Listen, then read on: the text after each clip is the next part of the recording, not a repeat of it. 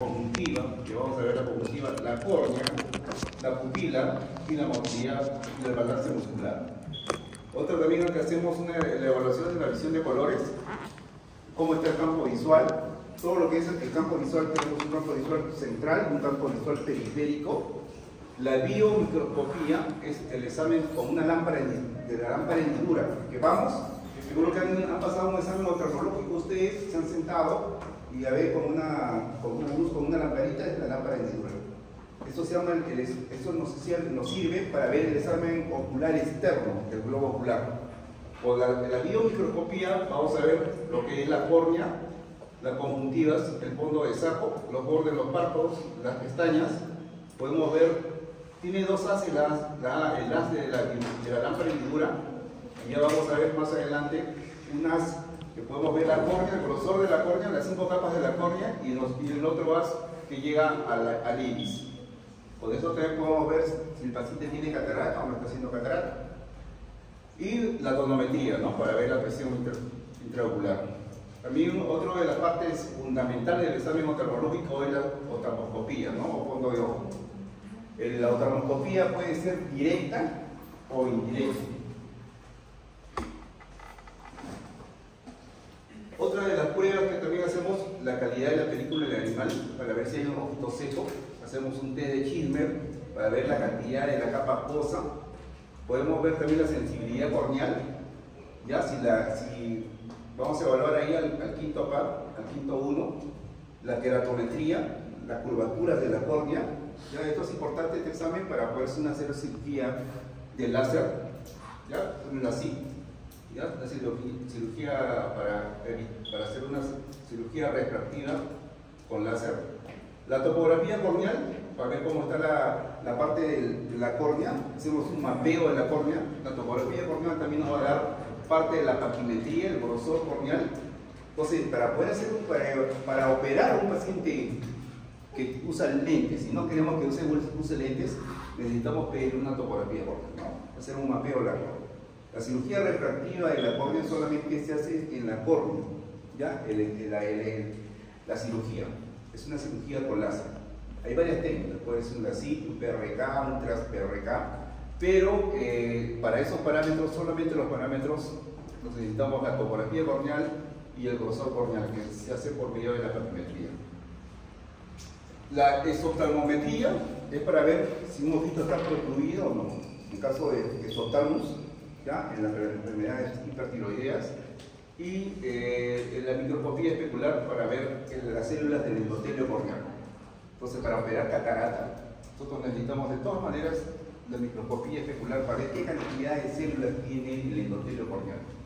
Porque si tenemos, normalmente una persona normal debe tener 3.500 células. Y ya cuando hagan córnea, creo que es una clase de córnea, entonces ahí van a ver cuántas son las capas de la córnea. ¿Sí? Vamos a ver algo preciso. Vamos a ver de la córnea, vamos a ver la parte de fisiología y vamos a ver algo de anatomía. Entonces, la microscopía especular es para ver las células del endotelio corneal. Si uno tiene un paciente, vamos a operar de catarata y tiene menos de 1.800 células o 1.500 células, entonces ese paciente está en riesgo. Casi lo podemos operar, pero tenemos que tener cuidado, ¿no? Depende de la técnica. Hay dos técnicas de operar catarata. Una catarata con cirugía opaco-emulsificación, y la otra es con una cirugía normal. Y la gonioscopía para ver el ángulo del glaucoma. Pacientes de gonioscopía tenemos que ver si el glaucoma puede ser primario de ángulo abierto o puede ser glaucoma primario de ángulo cerrado, ¿no? Con la gonioscopía vamos a ver si es ángulo abierto o ángulo cerrado. Y hay varias otras pruebas que usamos, ¿no? También la radiología, la TAT, la resonancia magnética para ver cuerpos extraños. Entonces, la historia clínica. Ahí en la historia clínica es importante la anamnesis. ¿Por qué va el paciente a consulta? ¿Por qué consulta el paciente? Entonces, normalmente va por una disminución de la visión, dolor, enrojecimiento, ardor, lagrimeo, ¿no? Fotofobia. A veces ve luces fugaces, ¿ya? Mosquitas volantes, miodesopsias, fotopsias y otros, ¿no? Los antecedentes familiares también son importantes. pacientes que han tenido glaucoma, ¿no? Desprendimiento de retina, pacientes diabéticos. Entonces esos pacientes hay que hacerles un examen un poquito más minucioso porque son pacientes que los pacientes también pueden tener esas patologías. Y personales, también la medicación sistémica y tópica, ¿no? Si el paciente usa corticoides, ¿no? Si usa antidepresivos, pueden ser propensos a hacer glaucoma. Y si tiene ametropías altas, ¿no? Ya sabemos que pacientes que tienen miopía, hay un 30% que sus hijos pueden tener miopía, ¿no? Entonces, esos son antecedentes personales que les vamos a preguntar. Otra de los síntomas que van los pacientes es la visión borrosa, ¿no? La pérdida de la visión, pérdida de la agudeza central y periférica, más que todo en mianopsias. A veces mianopsias bitemporal, por un problema de quiasma óptico, una compresión, un tumor de la hipófisis.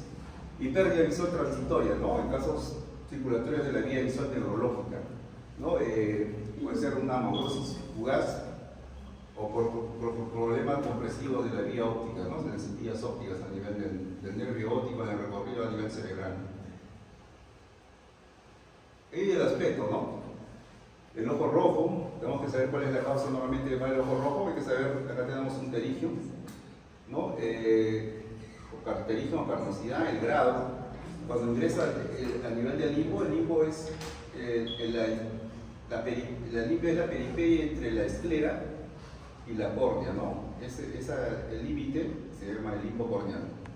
Entonces, el pterigio es una proliferación de conjuntiva y teno que ingresa a la córnea, ¿no? Invade el limbo e ingresa a la córnea. Entonces, catalogamos de primer grado, segundo grado, de tercer grado cuando llega a la pupila y cuarto grado cuando tapa la pupila, ¿no? Y también la pupila de la conjuntiva pueden estar medias amarillas, pueden ser itéricas.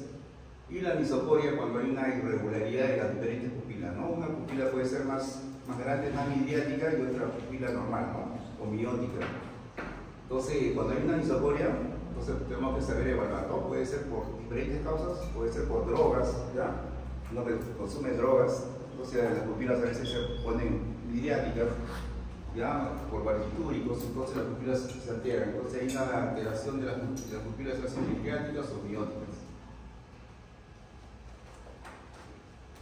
Hemos visto el dolor, la apatía ocular, la irritación ocular, también puede haber secreciones, ¿no? Cuando hay secreciones ya estamos viendo una infección, puede ser una infección purulenta o no purulenta.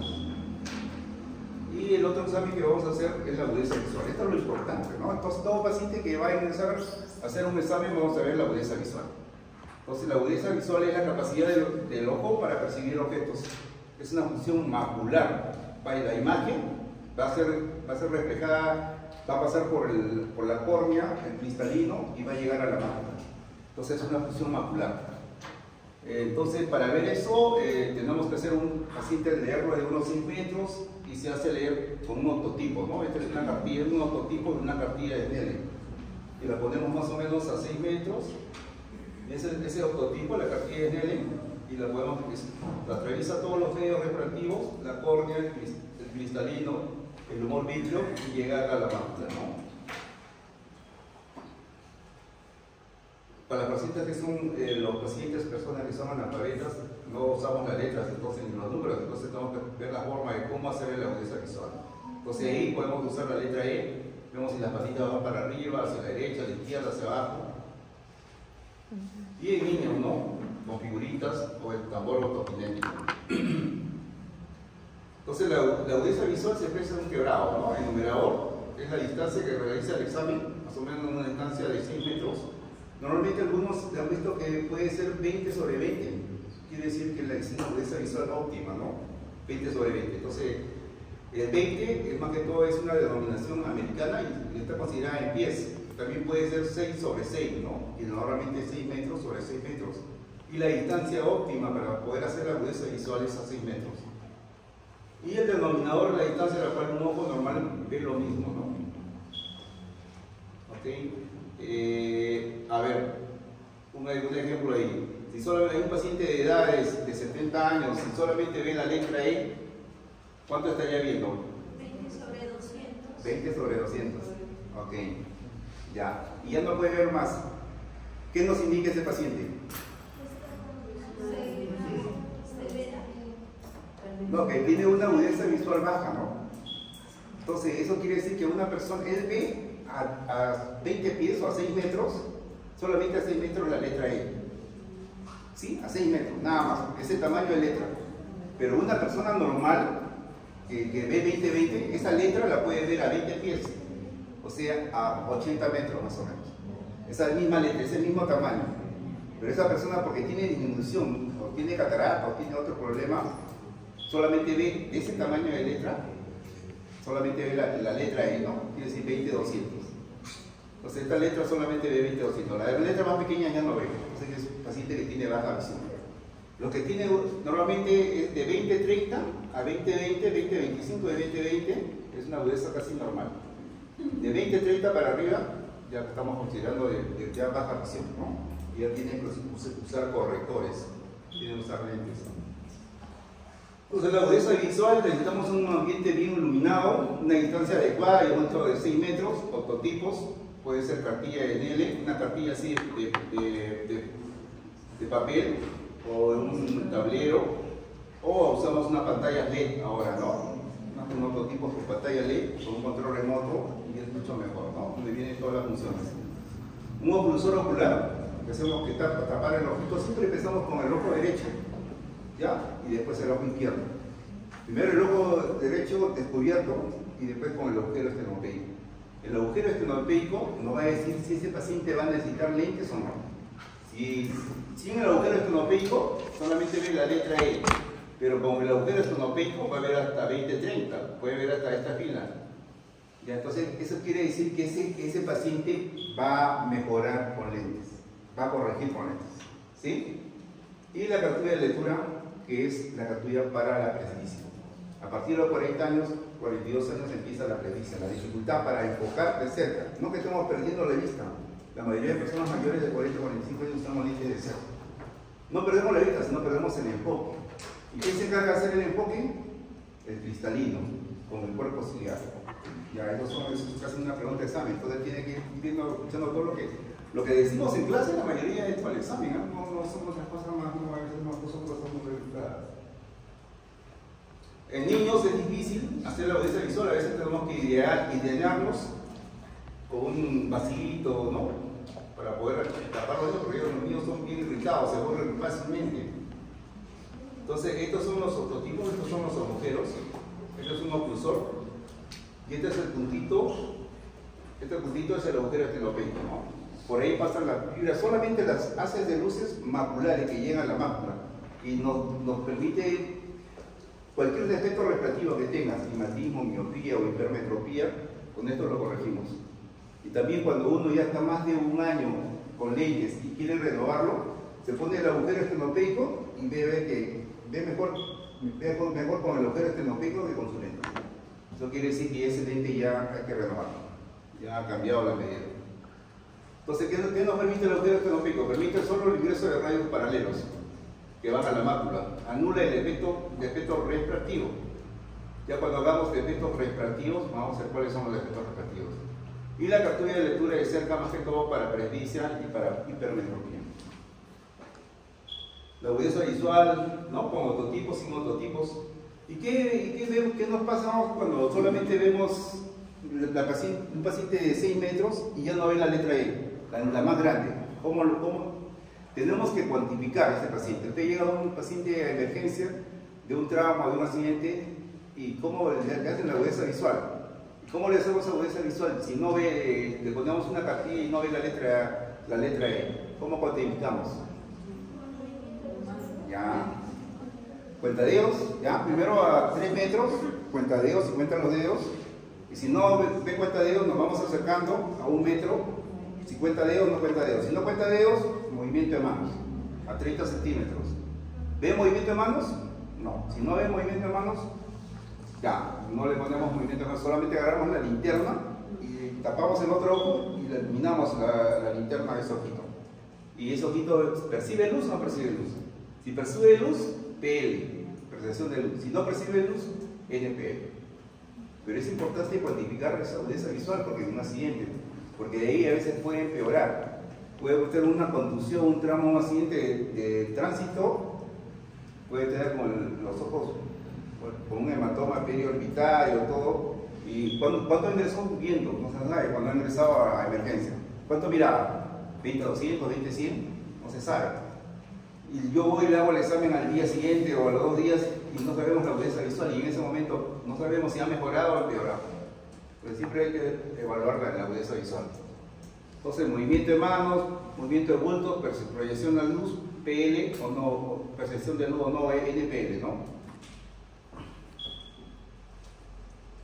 El niño, la evaluación oftalmológica es un niño preverbal, activación, más que todo, cuando un niño comienza a ver rostro, cuando podemos hacer una agudeza visual, podemos saber que es un niño recién nacido, ¿a qué edad? 3 meses, 3 o 4 meses, ¿ya? ¿Qué es lo que hacen ahí los niños? Comienzan a fijar rostros, siguen los movimientos, los colores, ¿ya? Pero no te van a hablar cuánto ven, no te van a decir si me cuentan dedos o nada. Usted tiene que evaluar si ese niño mira o no mira, ¿sí? Juguetes iluminados, no tienen que tener los juguetes sonido, ¿ya? Porque si tiene sonido el oído les ayuda. Tienen que ser esos juguetes que se iluminan, fluorescentes, y luego seguir. Ya a los 4 meses ya comienza a fijar. Y el rostro de la mamá, ¿no? Conoce ya el rostro de la mamá. Y también por el olor, ¿no? Saca. Entonces, para ver, visión preferencial, ¿cómo hacemos? El nistagmus ortokinético, la visión preferencial. El nistagmus ortokinético, hay un tambor, en antes le pasé. Y eso también el niño, ¿no? Comienza a mirar y a seguir, hacen ese movimiento cuando hacen el movimiento del tambor, ¿no? Ortokinético. Esta es la lámpara hendidura. Esta es la biomicroscopía para evaluar al paciente. Ya vemos que con la lámpara hendidura hacemos todo el examen ocular externo y hacemos algunas tinciones, ¿no? Las tinciones con fluoresceína para ver si hay daño a nivel de la córnea o de la conjuntiva. Y si queremos ver algún cuerpo extraño o ver si hay papilas o folículos en la papila, levantamos los párpados, ¿no? Normalmente cuando ingresa una basurita, uno camina dentro de una basurita por el viento, por el aire, a veces se acumula en la parte de arriba del párpado y no la podemos ver, pero molesta. Entonces nos refregamos, y al refregarnos, como es una arenilla o cualquier cosita, dañamos la córnea y ahí produce un dolor, ¿no? Bastante el dolor ocular, porque la córnea es bastante inervada, no tiene vasos porque es transparente, ya vamos a ver cuando vean córnea. Pero cualquier rotación del cuerpo extraño se daña, se produce una laceración de la córnea y un lagrimeo profuso, ¿no? Y un dolor bastante fuerte. Entonces hay que sacar el cuerpo extraño, invertir el párpado, ubicar el cuerpo extraño con un hisopo, o sea, lo sacamos y recién parchamos ese ojito. Para que se regenere la córnea, tenemos que darle un antibiótico y una crema y parcharlo. Mientras que esté parchado el ojito, menos lagrimea, menos dolor, se recupera mucho más rápido. Esta es la lámpara hendidura. Ya hemos dicho que hay 2 haces. La primera luz, la blanca, cae en la córnea y vemos el grosor de la córnea. Vemos las 5 capas del epitelio, la casita de Bowman, el estroma, la membrana de Bowman y el endotelio corneal. Y el otro haz va a caer acá en el índice. El espacio entre este haz y la luz blanca con la luz amarilla, hay un espacio, eso se llama la cámara anterior. Ya la cámara anterior, está formado por un humor acuoso. Y este de acá es el cristalino. Vean acá las capas de las porciones del cristalino, la cápsula anterior, ya la corteza, el núcleo, la corteza posterior y la cápsula posterior. Algunos han visto ya la cirugía de catarata más o menos. ¿Cómo operamos?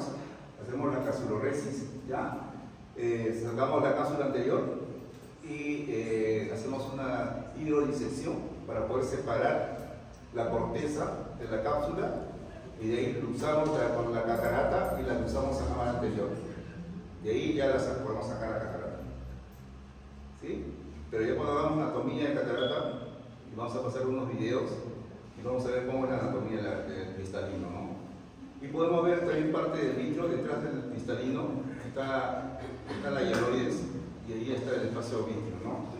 solamente con la lámpara diluida podemos ver lo que es el cristalino, todas las capas del cristalino, y parte un poquito de las fibras del humor vítreo.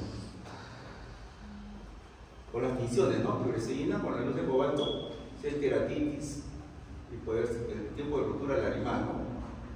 Que podemos ver el tiempo de ruptura del animal si hay queratitis, ¿no? Con la luz de cobalto. Acá hay una morada en el iris.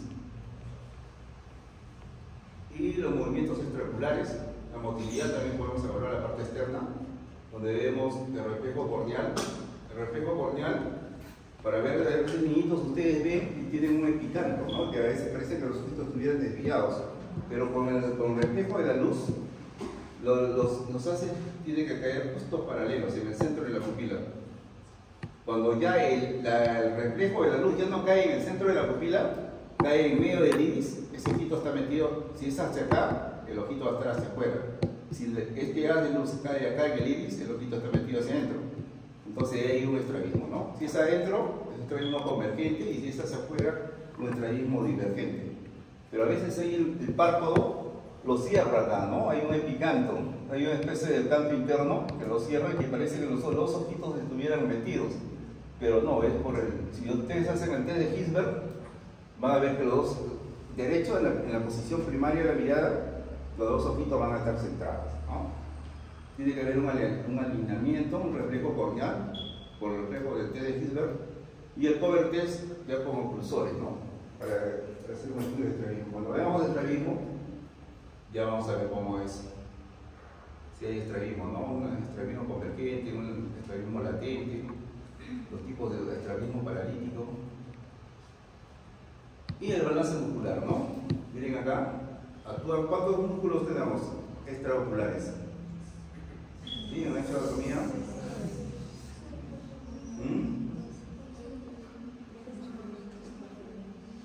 4 rectos, ¿sí? 2 oblicuos son 6. Y tenemos los movimientos de emergencia, que actúan los 2 rectos medios para converger y actuar de cerca. ¿Y qué músculos intraoculares hay? ¿Qué me dicen? ¿Ah? ¿Qué músculos? Ahora el párpado es un músculo, pero está en la parte externa. ¿Qué músculos intrínsecos están dentro del ojo?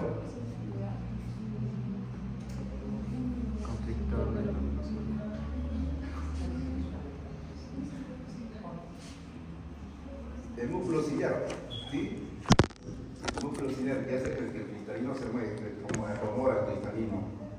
El cuerpo ciliar es un músculo, ¿ya? Y de ahí donde se produce también el humor acuoso por los procesos ciliares. Y otro, el músculo dilatador de la pupila, que actúa por actividad simpática o parasimpática, ¿sí? Se produce miriasis, ¿quién actúa? Simpático, cuando se produce miriasis. Cuando se produce miosis, el parasimpático. Cuando usan atropina, se desintoxican con atropina, ¿cómo están las pupilas? Claro, entonces tienen que poner bastante atropina para poder producir miosis. ¿Cómo es eso? Cuando hacen un examen de coma, cuando hacen de estudiar las pupilas. La pupila es la única forma de poder evaluar cómo está el sistema nervioso. Y el fondo de ojo es la única forma de poder ver si hay un edema, a nivel cerebral puede haber un edema o puede haber un show, ¿no? Un edema cerebral. Pero ¿cómo podemos verlo? No podemos, a veces ni la resonancia nos puede decir. Pero una parte directa del cerebro es la papila.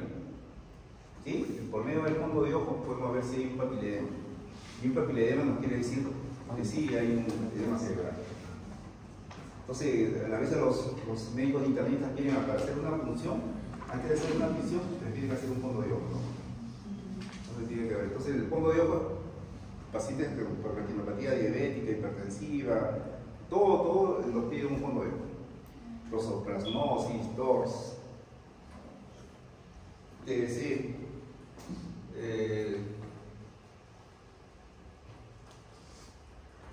ese es el paciente de ortoforia, la mirada hacia arriba, También la mirada hacia abajo, actúan todos los músculos, que sabemos que hay 4 músculos, 4 retos, 2 retos laterales, 2 retos medios, 2 retos superior, reto inferior, ¿ya? Y oblicuo superior y oblicuo inferior.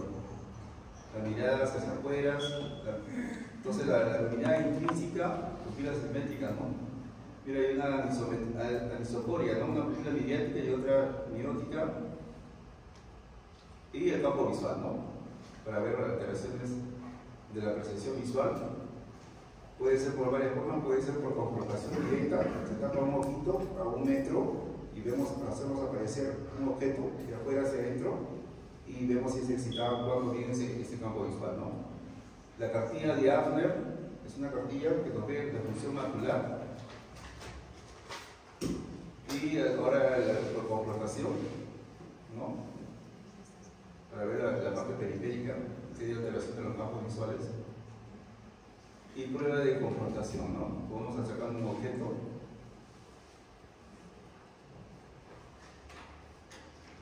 Y ahora hay perímetros computarizados para ver también el campo visual, ¿no?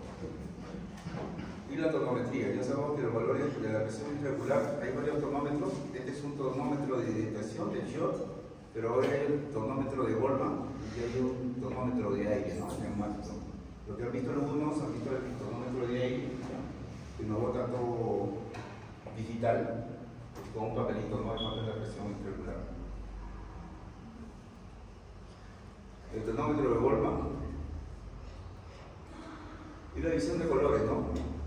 Es una función macular y también del nervio óptico, ¿no? Para ver alteraciones de daltonismo, ¿no? Los colores verde y rojo, cromatopsias. El test de la mosca, el test de profundidad, si el paciente tiene estereopsis o no tiene estereopsis. Cuando vamos a ver estrabismo, vamos a ver de la visión binocular y la máxima visión es la estereopsis. Ya la visión en 3D que podemos ver. Si uno quiere operar con microscopio y quiere ser cirujano oftalmólogo y cirujano ocular, tiene que tener buena estereopsis, ¿no? Tiene que ver diferente operar cirugía abierta, ya es diferente con cirugía con microscopio, ¿no? Es una visión mucho mejor, tiene que ver cosas así específicas, bien delicadas y tiene que tener bastante estereopsis. Los que tienen ojitos perezosos o que tienen hipermetropías o anisometropías altas también tienen baja la estereopsis. Entonces ponen los lentes y van a ver con esos lentes en 3D, van a ver las alitas de la mosca. Los que se ponen los lentes y que no ven las alitas de la mosca no tienen buena estereopsis. Han perdido la capacidad de estereopsis, de visión de 3D.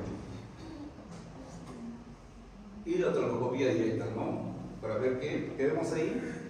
Vemos todo lo que es el polo posterior, lo que es el nervio óptico, la mácula. Más o menos la mácula está en el lado temporal, a 2 diámetros de la papila, 2 diámetros, un poquito más inferior, un poquito inferior a la papila del nervio óptico, ¿no? El nervio óptico, vemos la arteria, la arteria que es más delgada y la vena es la más gruesa, ¿no? La vena es la que recoge sangre y la arteria es la que llega, ¿no? La arteria oftálmica, la arcada temporal superior, la arcada temporal inferior. La mácula, en la mácula la parte central es la fobia. En la fobia solamente hay conos o batones. Solamente hay conos. Ya es la máxima visión que tenemos al nivel de la fobia, donde solamente hay otros receptores, donde los otros receptores los conos.